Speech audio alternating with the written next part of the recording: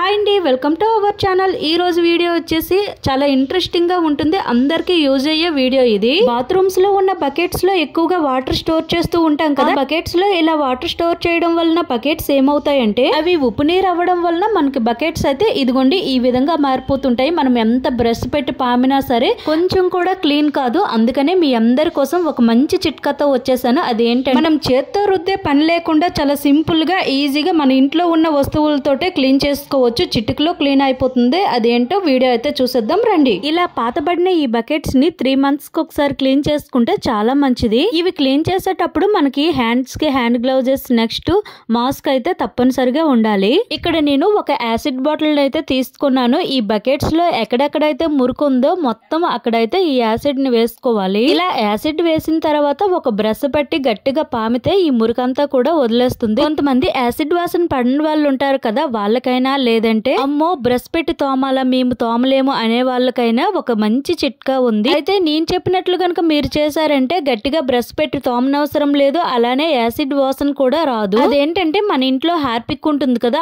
ఆ హార్పిక్ ని ఈ యాసిడ్ పైన వేసుకొని ఒక 5 minutes గనుక మనం బకెట్ ని పక్కన పెట్టేసి జస్ట్ బ్రష్ తో ఇలా అన్నామంటే చాలు, మొత్తం మురికంతా కూడా వచ్చేస్తుంది. ఇలా 5 minutes పక్కన పెట్టడం వల్ల ఏమవుతుందంటే యాసిడ్ వాసన కూడా మనకు రాదు. అప్పుడు మనం చాలా ఈజీగా ఈ బకెట్స్ అయితే క్లీన్ చేసుకోవచ్చు. ఇక్కడైతే ఒక 5 minutes తర్వాత నేను బకెట్ ని క్లీన్ చేస్తున్నాను. ఇక్కడ బ్రష్ పెట్టి జస్ట్ ఇలా తోమితే చాలు, మురికంతా కూడా పోతుంది. అస్సలు ఎక్కువ ప్రెజర్ చేయని అవసరమే లేదు.